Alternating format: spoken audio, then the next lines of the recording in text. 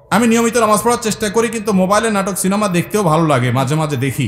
প্রশ্ন হলো, আমার নামাজ আল্লাহ তাআলা কবুল করবেন কিনা? মৃত ব্যক্তি যদি কোনো দেনাপানা থাকে, সেটা কি তার জন্য জানাজার পূর্বে মিটিয়ে দিতে হবে?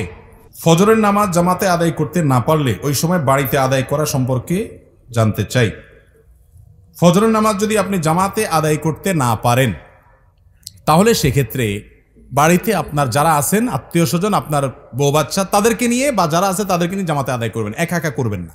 আর এটা মাঝে মধ্যে হতে পারে, নিয়মিত যদি এটা হয় তাহলে আপনি ভালো মুসলমান হতে পারলেন না।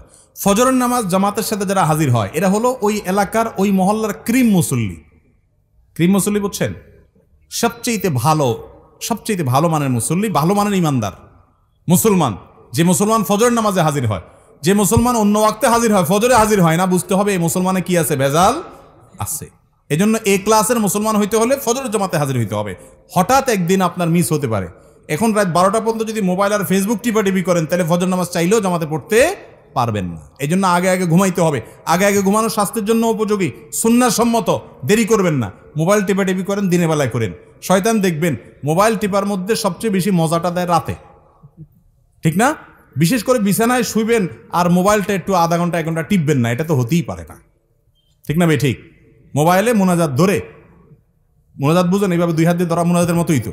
এরপরে টিপতে স্ক্রল করতেছেন, কোথায় যাচ্ছেন, কি খুঁজতেছেন নিজেও জানেন না, আঙ্গুল খাওয়ার অবস্থা ঘষতে, ঠিক না? এই যে রাতে বেশি মজা লাগে মোবাইল টিপতে, কারণ ইবলিসের টার্গেট হলো, তার প্ল্যান হলো, তার মিশন হলো আপনার ফজরটা ধ্বংস করা। সেজন্য রাত্রে যদি যত দেরি করে শোয়াইতে পারে সে আপনাকে, তত তার উপকার। আপনি ভোর রাতে উঠতে পারবেন না, কষ্ট হবে। এজন্য রাতে তাড়াতাড়ি শুইতে হবে। ফজর নামাজ কখনো মিস হয়ে গেলে বাসায় যারা আছে তাদেরকে নিয়ে জামাতের সাথে নামাজ পড়বেন, একা পড়বেন না। কারণ জামাতের সাথে নামাজ পড়লে একা নামাজ পড়তে 27 গুণ বেশি সওয়াব হয়। আপনি একটা জিনিস 1 টাকা দিয়ে যদি 27 টাকার সুবিধা পান, আপনি সেটা ছাড়বেন কোনোদিন? তাহলে জামাতে নামাজ ছাড়া একা কিভাবে নামাজ পড়া হতে পারে? এই চেষ্টা আমাদের থাকতে হবে। মৃত ব্যক্তির যদি কোনো দেনাপানা থাকে, সেটা কি তার জন্য জানাজার পূর্বে মিটিয়ে দিতে হবে? মৃত ব্যক্তির কোনো দেনা পাওনা থাকলে সেটা মিটাতে হবে, পাওনাদারের পাওনা পরিশোধ করতে হবে। জানাজার আগেই করতে হবে এমন বাধ্যবাধকতা নাই। অনেক সময় দেখা যায় পাওনাদার দূরে আছে বা এই মুহূর্তে মিটমাট করা সম্ভব নয়, তাহলে আপনি লাশ দাফন করার পরে করলেন হবে, কিন্তু আপনি যদি আগে করতে পারেন, সেই সুযোগ থাকে, অবশ্যই আগে করবেন। আর পরে করলেও আদায় হবে, কিন্তু এটা করতে হবে। অনেক সময় দেখা যায় একটা মানুষ মারা গেছেন, তার দেনা আছে, দোকানে বাকি আছে, এগুলো দেওয়ার খবর নাই, 40 খাওয়া নিয়ে টানাটানি, ঠিক না ভাই? ঠিক। যেটা ফরজ সেটার খবর নেই, যেটা শরীয়ত করতে বলেছে সেটা করে না, যেটা করতে বলে নাই সেটা নিয়ে টানাটানি। আপনার বাবা মারা গেছেন, উনি দেনাদার, পাওনাদারের কাছে ওনার পাওনা আছে, উনি ঝুলে আছেন, আল্লাহর কাছে পাকড়াও, কারণ পাওনাদারের পাওনা আছে, সেটা দেওয়ার খবর নাই। আপনি ওই মানুষ খাওয়ায় বেড়াচ্ছেন। মানুষ খাওয়ানো গুরুত্বপূর্ণ না পাওনাদারের পাওনা পরিশোধ করা গুরুত্বপূর্ণ? তার রূহ ঝুলে থাকে যে ব্যক্তি পাওনাদারের পাওনা পরিশোধ করা ছাড়া মৃত্যুবরণ করে। শরীয়তের নির্দেশ হলো কোনো মানুষ মারা যাওয়ার পরে তার সম্পদ থেকে সর্বপ্রথম কাজ হলো পাওনাদারের পাওনা দেওয়া। এরপরে তিনি ওসিয়ত করলে সেটা পূরণ করা, তারপরে বাকিটা তার ওয়ারিসদের মধ্যে বন্টন হবে। এখন আমাদের ওইগুলোর কোনো খোঁজ খবর নাই, যেটা শরীয়তে বলে না ওইটাকে সবচেয়ে গুরুত্ব দিয়ে করি। আল্লাহ আমাদেরকে বোঝার তৌফিক দান করুন। আমার বিদ্যালয়ে নামাজ পড়ার কোনো ব্যবস্থা নাই, নামাজের জন্য কোনো নির্দিষ্ট সময় দেওয়া হয় না, এবং এই স্কুল এই বড়লেখার স্বনামধন্য প্রতিষ্ঠান, বেশিরভাগ ছাত্র মুসলিম। এক্ষেত্রে আমাদের করণীয় কি? কোনো শিক্ষা প্রতিষ্ঠান বেশিরভাগ ছাত্ররা মুসলিম হলে তাদেরকে নামাজ পড়তে না দিলে এই শিক্ষা প্রতিষ্ঠানের লোকেরা তাদের সাংবিধানিক অধিকার নষ্ট করছে, আমি মনে করি। কারণ একজন মুসলমান তার নামাজ পড়ার অধিকার তার সংবিধান তাকে দিয়েছে না, দেয়নি? আর সংবিধান দেখার না দেখে একজন মুসলমানের এটা রাইট যে তার নামাজ সে পড়বে, সালাত আদায় করবে। সালাত আদায় করার জন্য কত মিনিট সময় লাগে? সালাতের সুযোগ না দেওয়া এটা ইসলাম বিদ্বেষী মনোভাব ছাড়া আর কিছু হতে পারে না। এটা কোনোদিনই হতে পারে না অন্য কোনো কিছু। কারণ বাচ্চারা সালাতের মাধ্যমে আনুগত্য শিখে, লিডারশিপ শিখে। ইমামের আনুগত্য করা মানে কি? কিভাবে টিচারকে আনুগত্য করতে হবে, কিভাবে ক্যাপ্টেনকে আনুগত্য করতে হবে, কিভাবে চেইন অফ কমান্ড তার লাইফে মানতে হবে, এই সব শিক্ষা শিক্ষার্থীরা নামাজের মাধ্যমে পায়। সেখানে শিক্ষার্থীরা নামাজের মাধ্যমে যত বেশি তাদেরকে জামাতে নামাজ পড়ানো হবে, তত বেশি তারা চেইন অফ কমান্ড শিখবে, তত বেশি তারা আনুগত্য শিখবে, তারা ম্যানার্স শিখবে, তারা কমান্ড মানা শিখবে, ভালো কিছু শিখবে। এবং তাদের কাছ থেকে আপনার ভালো কিছু আশা করবেন। নীতিবান নাগরিক আপনি পাবেন, চরিত্রবান নাগরিক আপনি পাবেন। সেখানে তাদেরকে নামাজ পড়তে না দেওয়ার কোনো যৌক্তিকতা থাকতে পারে না।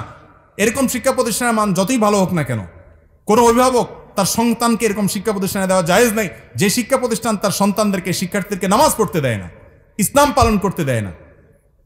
এই অনাচারগুলো আমাদের সমাজে দিন দিন বেড়ে চলেছে। যদি কোনো শিক্ষার্থী কোনো প্রতিষ্ঠানে পড়েন, এখন তো শিক্ষা প্রতিষ্ঠান বছরের মধ্যখানে, আপনি হয়তো কথার কথা বছরের মধ্যখানে আছেন, আপনি চেঞ্জ করতে পারবেন না, আপনি পড়েন, তারা নামাজ পড়তে দেয় না, আপনি টাইম নিয়ে নামাজ পড়ে নেবেন, 5 মিনিটের ছুটি নেবেন, টয়লেটে যাওয়ার ছুটি যদি পাওয়া যায়, নামাজের যাওয়ার ছুটি আপনি পেতেই পারেন, যদি নাও দেয় আপনি যেভাবেই হোক অন্তত ফরজ নামাজটা আপনাকে টাইমলি পড়ে নিতে হবে। তারা আপনাকে জামাতের সুযোগ দিচ্ছে না, এজন্য তারা গুনাহগার হবে, কিন্তু আপনার দায়িত্বটা আপনি পালন করবেন। কথা কি বুঝতে পারছি? আমি নিয়মিত নামাজ পড়ার চেষ্টা করি, কিন্তু মোবাইলে নাটক সিনেমা দেখতেও ভালো লাগে, মাঝে মাঝে দেখি। প্রশ্ন হলো, আমার নামাজ আল্লাহ তাআলা কবুল করবেন কিনা? ভাই, নামাজ হয়ে যাবে ফরজ যদি ঠিকঠাক মতো করেন, কিন্তু আপনি নামাজও পড়েন আবার নাটক সিনেমাও দেখেন, হারাম জিনিসও দেখেন, এর মানে হলো আপনার নামাজটা ঠিক মতো হচ্ছে না। নামাজ যদি খুব ভালোভাবে হয় তাহলে অন্যায় অশ্লীল কাজ থেকে নামাজ আপনাকে কি করবে? বিরত রাখবে।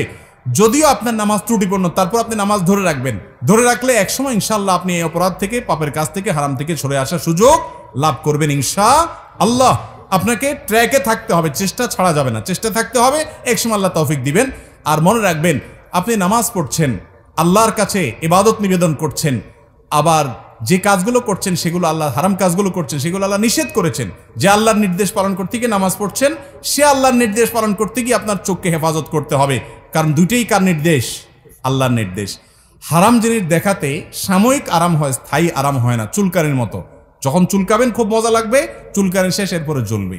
আর চুলকানির সময় যদি না চুলকায়, একটু ডলে ডলে চুলকানিটা থামায় দেন, তাহলে দেখবে না, জ্বলবে না। এই জন্য হারাম জিনিস দেখার জন্য মনের ভিতরে চুলকানি হয়, শয়তান উস্কায়, দেখ দেখ, দেখলে অনেক শান্তি পাবি, দেখার পরে ঠিকই অস্থিরতা লাগে, কি দেখলাম, হ্যাঁ হ্যাঁ চলে গেল, টেলিভিশন বন্ধ হয়ে গেল, সে চলে গেল, কি দেখলাম। আপনার মনের ভিতরে অস্থিরতা আরো বাড়ে, কখনো মনের প্রশান্তি আনে না, এগুলো মানুষকে অশান্তি করে। আজকে যুবকরা ডিপ্রেশনে ভুগছেন। কেন ডিপ্রেশনে ভুগছেন? ভোগের যত আইটেম আছে দুনিয়ার, সবই তো আপনার হাতের নাগালে। কেন ডিপ্রেশনে ভুগছেন? কেন আত্মহত্যার প্রবণতা বাড়ছে? কেন মানুষ ডিপ্রেশনের কারণে দিন দিন অস্থির হচ্ছে? কেন মানসিক রোগী তরতর করে বেড়ে চলেছে? মূল কারণ হলো শান্তির ট্র্যাক থেকে সরে গেছে। শান্তি ভোগের মধ্যে নাই, শান্তি নাটক সিনেমায় বুধ হওয়ার মধ্যে নাই, শান্তি মাদকের বোতল হাতে নেওয়ার মধ্যে নাই, শান্তি জেনার মধ্যে নাই, শান্তি চোখের জেনার মধ্যে নাই, শান্তি দুনিয়াতে ভোগ আনন্দের মধ্যে নাই।